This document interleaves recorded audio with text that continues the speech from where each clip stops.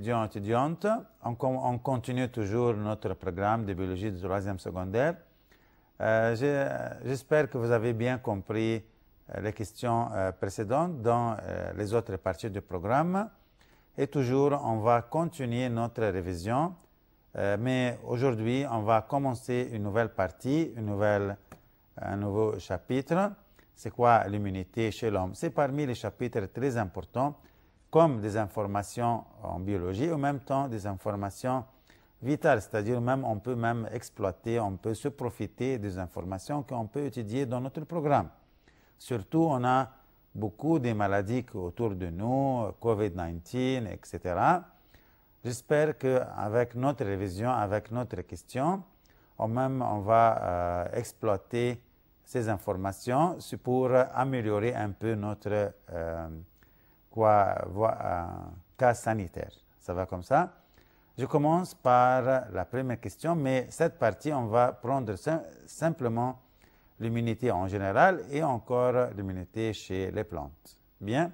La première partie du chapitre immunité et encore l'immunité chez les plantes. On commence par lequel des méthodes immunologiques suivantes n'est pas efficace sur un microbe qui infecte les feuilles des plantes par les stomates. Vous connaissez que les stomates sont parmi les organes qui existent dans la feuille, qui sont des ouvertures qui peuvent même...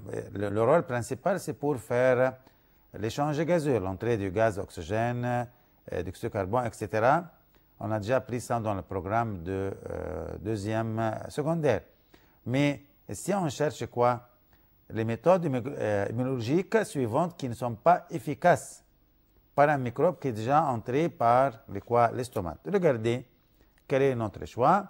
C'est la formation d'éthylose pour fermer les vaisseaux du bois ou la sécrétion des matières toxiques comme les phénols ou tuer les cellules des feuilles infectées. On appelle ça la sensibilité excessive ou dernier choix, c'est entourer les microbes et empêcher sa croissance.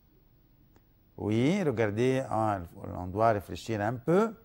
La réponse, c'est quoi? C'est la formation d'éthylose pour fermer les vaisseaux de quoi? De bois. C'est déjà entré. On appelle ça n'est pas efficace par un microbe parce que soit la sécrétion de matières toxiques, soit la sensibilité excessive, soit entrer les microbes par des matières pour empêcher sa croissance. Ça, c'est les microbes dès qu'ils entrent par le stomate. Mais si les microbes passent dans les vaisseaux du bois, bien sûr, ça, ce n'est pas de rôle dans le stomate. On doit fermer par l'éthylose. La question suivante, c'est quoi? Regardez, le croquis, le croquis qui illustre le pourcentage des genres des globules blancs. C'est-à-dire, on a A, on a B, on a C. Dans le sang chez l'homme, puis détermine quel est le symbole qui représente les cellules dans leur fonction et relevé avec les présences des complémentaires. Bien sûr, les complémentaires sont parmi les enzymes qui ont un rôle avec les anticorps pour détruire les microbes. Et ça, c'est dans l'autre partie, c'est l'immunité chez l'homme. Bien.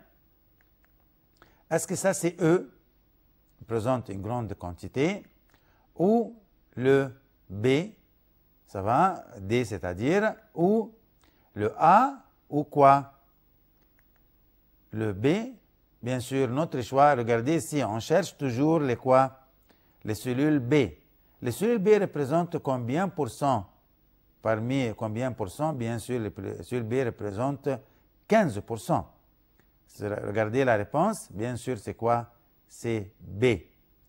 Quoi? La section B, parce que les cellules plasmiques B représentent simplement combien pour cent? 15%. Question très claire. La question suivante, laquelle des cellules suivantes peut former d'éthylose? Lorsque les trachéides sont coupés, l'éthylose, bien sûr, se forme par quoi? Les cellules de parenchyme qui se trouvent à côté de quoi? Des vaisseaux du bois. Regardez les figures, c'est A ou B ou C ou D. On cherche des espaces pour passer l'éthylose Bien, regardez bien, la figure est très claire et très facile. Est-ce que c'est C, la figure C, ou la figure D, ou la figure A, ou la figure B? On a besoin des cellules parenchymes, leur paroi est mince. Pourquoi? Pour former l'éthylose. Que vous voyez là, quelles sont les cellules parenchymes? Ça va, qui peuvent même former l'éthylose, et en même temps, on a des espaces entre elles. Bien sûr, c'est le cas B.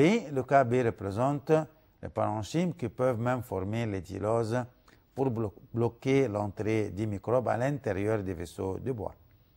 La question suivante, le croquis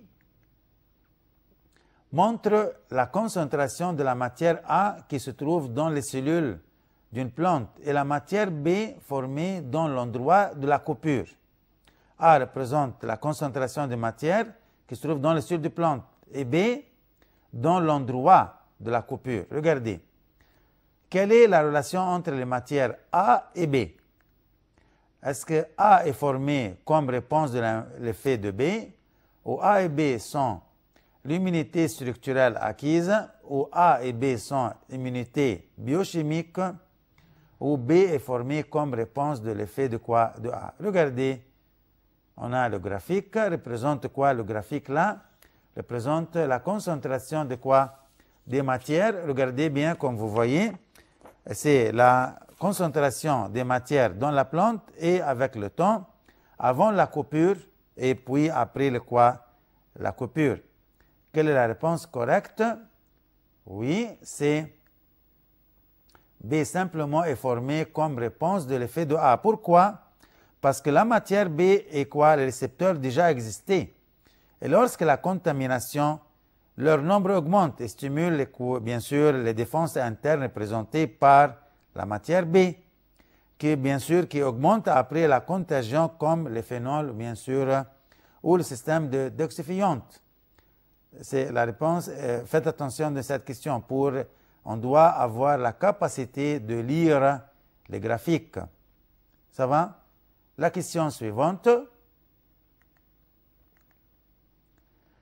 Le graphique ci-contre montre l'évolution de la capacité immunitaire d'une globule blanc. Ça va comme ça? Que représente la plupart des cellules lymphatiques qui se déroulent dans l'étape 2? Est-ce que c'est la glande du thymus ou le ganglion lymphatique ou la moelle osseuse ou la rate? Regardez ici. Étape 1, étape B, la capacité immunitaire. Ça va? C'est quoi? C'est bien sûr la glande thymus. Pourquoi? Parce que simplement, les cellules qui représentent la plupart des cellules lymphatiques sont les cellules quoi? T. Bien. Et l'étape 2 là, l'étape 2 représente la maturité dans la glande thymus. Ça va comme ça? Étape 1 montre qu'il y en a la fabrication. Et dès que, avec le temps, parce qu'on a dit simplement que les cellules T représentent la plupart des cellules lymphatiques. Bien. La question suivante. Quels sont les moyens de défense qui répondent lorsque la personne mange des aliments pollués par les bactéries Salmonelle respectivement? Le mucus et la sécrétion de stomac, ou la salive et les patchs de Peyer, ou la salive et les sécrétions de l'estomac, ou les patchs de Peyer et encore le mucus. Vous réfléchissez bien. Bien sûr, c'est quoi? La salive et les sécrétions de quoi? De l'estomac. Parce que la salive contient de quoi? Une matière alcaline qui peut même tuer les microbes dans la bouche. En même temps, les sécrétions de l'estomac peuvent même tuer les bactéries ou les matières, ou bien sûr les bactéries ou même les êtres pathogènes, parce que contient le HCl qui est une matière mortelle pour la plupart des microbes. Ça va? La question suivante. Observe les figures, regardez ici. qui montre la structure d'un anticorps dans le sang humain, identifier les composants X et Z et Y et L, puis détermine quel est le symbole du composant qui distingue ce genre des autres anticorps que les autres hémoglobulines. Regardez, c'est X ou Z ou ou Y ou L. Regardez la figure ici. Je répète, la question ici, quel est le symbole du composant qui distingue ce genre des autres anticorps? Bien sûr, chaque anticorps a une zone qui le distingue pour se relier avec les êtres pathogènes. Quelle est cette zone-là? C'est la zone X, parce que c'est la zone variable. Excusez-nous, on a mis même des questions parce qu'au début de la scène, on a dit qu'on va expliquer simplement les plantes et la première partie, mais moi j'ai vu qu'on peut même ajouter d'autres questions qui concernent l'homme encore. Ça va?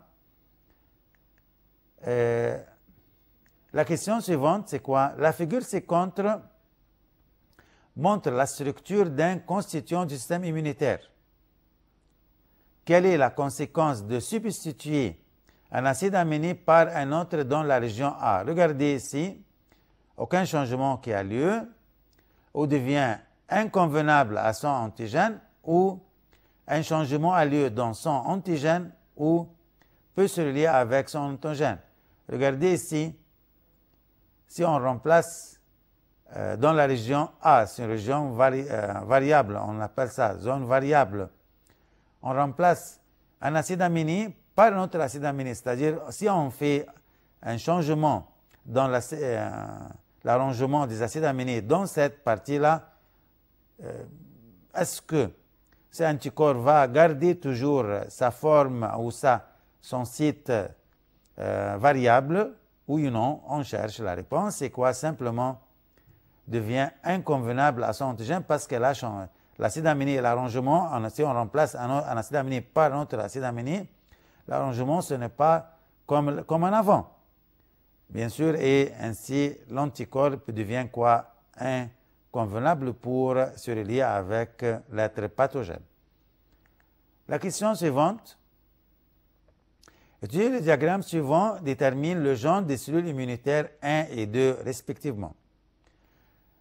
Sont des tueuses naturelles 1, tueuse naturelle ou lymphocyte T auxiliaire TH, ou lymphocyte T auxiliaire TH et tueuse naturelle, indiquée, ou macrophage et cellules à cytoplasme granulé, ou monocytes et lymphocytes T cytotoxiques, TC c'est-à-dire. Regardez, les cellules immunitaires vont fonctionner sur le globule rouge âgé, vont les détruire, les dissoudre bien sûr, ou les cellules immunitaires vont travailler, vont attaquer les bactéries pathogènes.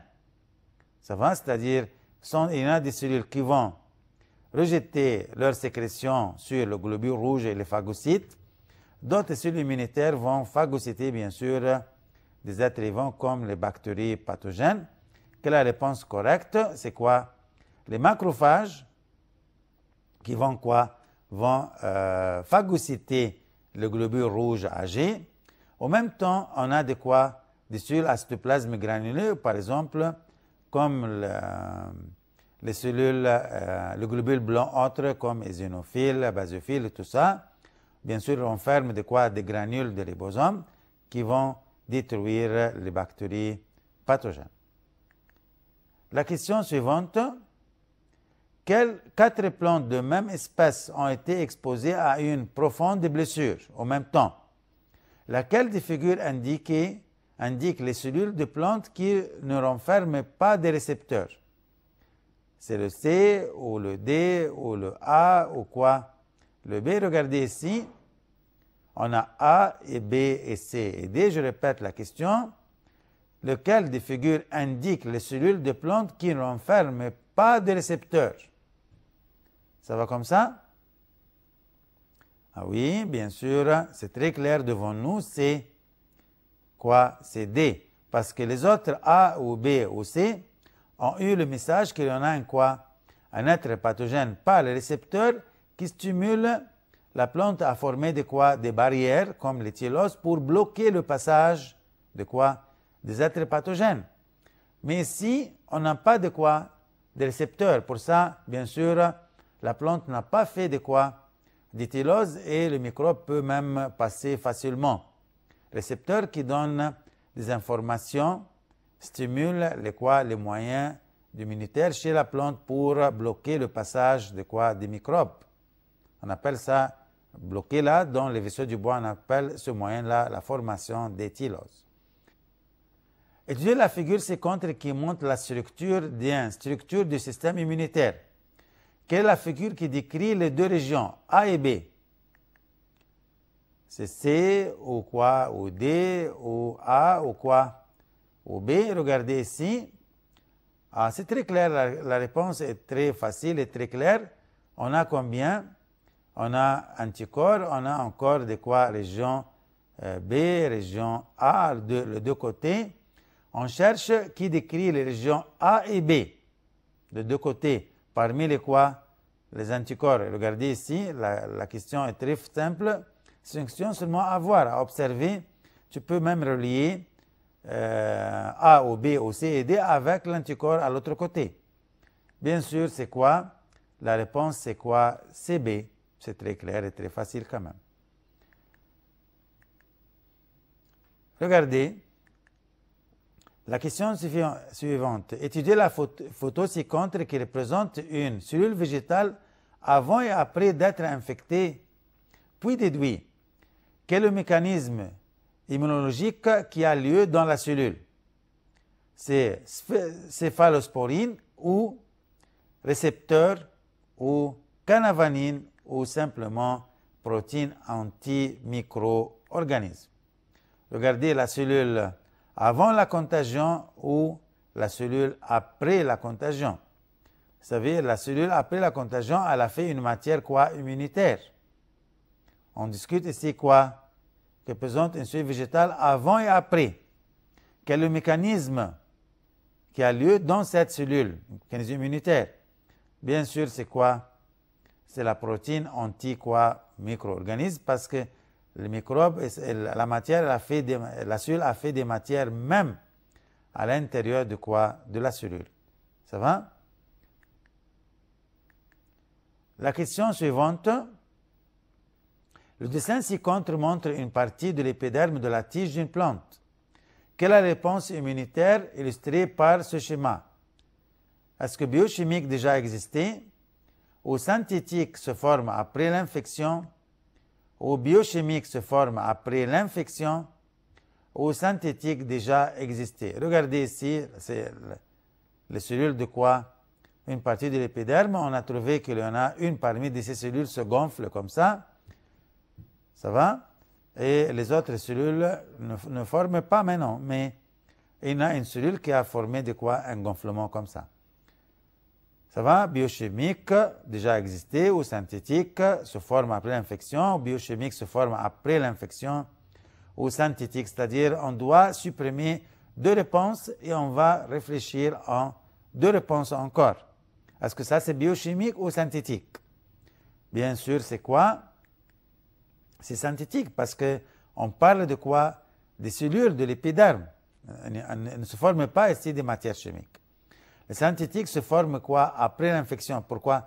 Parce que les autres cellules de l'épiderme sont normales. C'est la seule cellule qui a fait un second gonflement, c'est après l'infection. Ça va? Mais les autres cellules, normalement, n'ont pas fait ce gonflement. La question suivante. Certains genres d'haricots costume plante résistants aux champignons. Les champignons, il y en a des champignons qui parasitent les autres plantes, produisent une substance qui empêche la germination des spores des champignons. Parce que les champignons, comme on a déjà pris dans le programme de la reproduction, leur moyen de production, c'est quoi? C'est les spores, font la sporulation. Mais ce genre de haricots, simplement, ne peut quoi? Peut même peut produire des matières chimiques qui empêchent la germination, c'est autodéfense, la germination des champignons qui attaquent l'haricot. Ça va? Lequel des mécanismes immunologiques, c'est-à-dire immunitaires, suivants appartient à cette substance?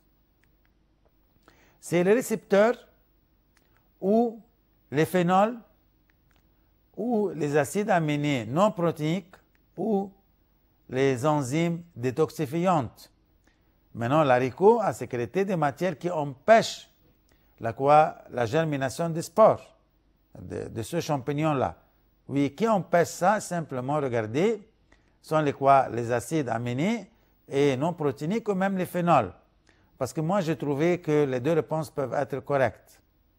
Mais si on peut même choisir, bien sûr, ce sont les acides aminés non protéiniques.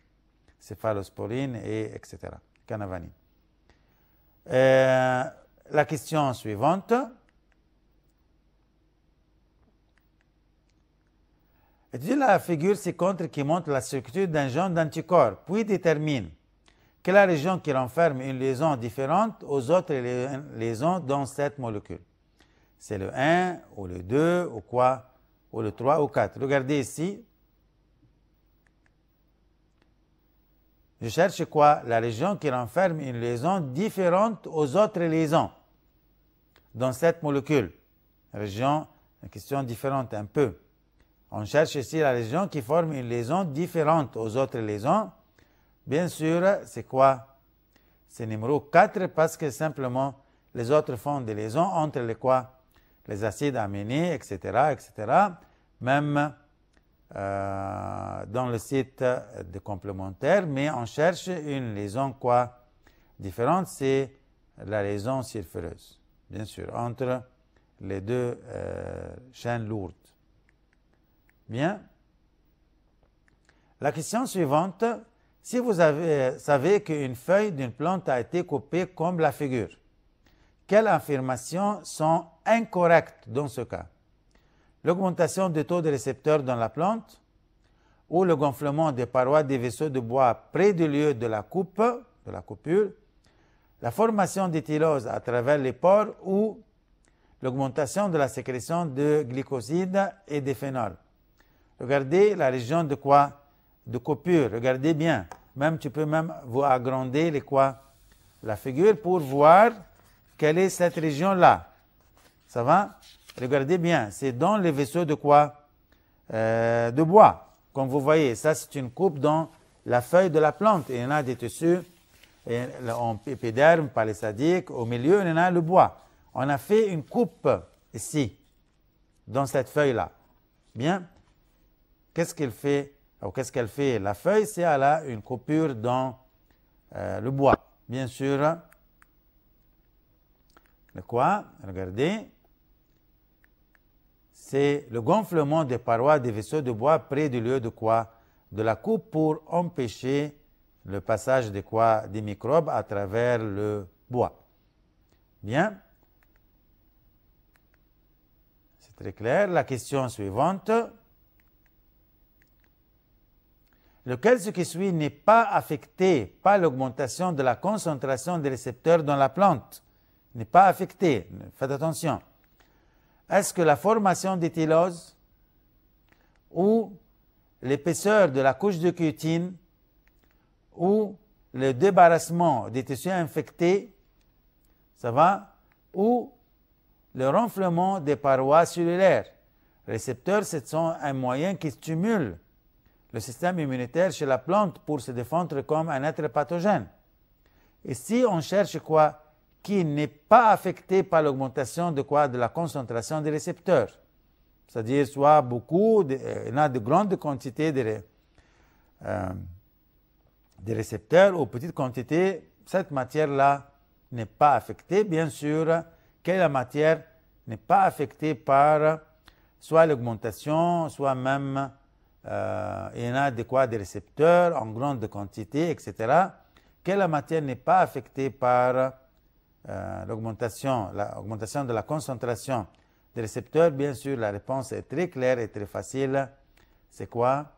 C'est l'épaisseur de la couche de cutine. Bien, il n'y a pas de rôle ici. Bien sûr, le cutine, c'est parmi les moyens qui recouvrent la plante, etc., pour empêcher la perte de l'eau. mais il n'est pas affecté par les récepteurs. Bien sûr, la couche de cutine diffère d'une partie à l'autre dans la plante quand même. Simplement sont affectés par les êtres pathogènes. Bien, l'épaisseur de la couche de cutine. La question suivante, c'est quoi? De la figure ci-contre, puis détermine lequel des sites suivants aide à briser les liaisons peptidiques dans les enveloppes du composé 1. C'est 4 ou 2 ou 2 et 3 ou 3 et 5. Regardez la figure ici. On cherche quoi? On va chercher quelles sont les parties, c'est quoi, lesquelles des sites suivants l'aident à briser les liaisons peptidiques dans les enveloppes de quoi? De composant 1. Composant 1, c'est quoi là? Bien sûr, peut être même un microbe. Et numéro 2, bien sûr, c'est quoi? Ce sont la zone variable qui se relie avec